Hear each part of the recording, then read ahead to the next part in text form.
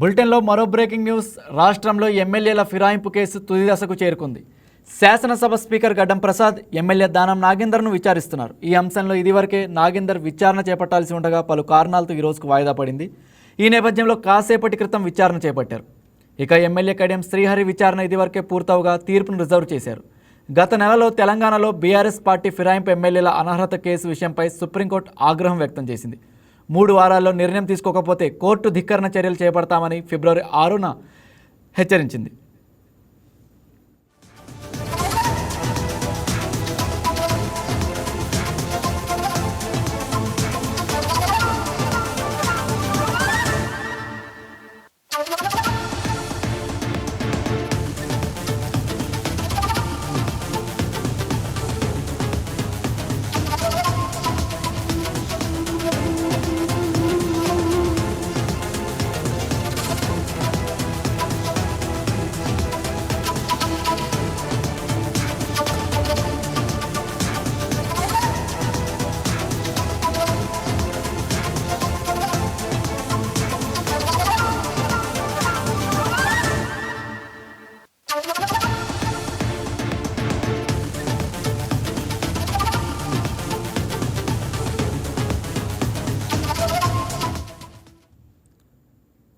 ఈ క్రమంలోనే తెలంగాణ స్పీకర్ గడ్డం ప్రసాద్కు మరో అవకాశం ఇచ్చింది సుప్రీంకోర్టు. అనర్హత అంశాన్ని తేల్చాలని ఇప్పటికే స్పీకర్కు చాలా సమయం ఇచ్చామని వ్యాఖ్యానించిన ధర్మాసనం అనర్హత పిటిషన్లపై విచారణ పూర్తి చేసి కోర్టుకు నివేదిక సమర్పించాలని స్పీకర్ను ఆదేశించింది.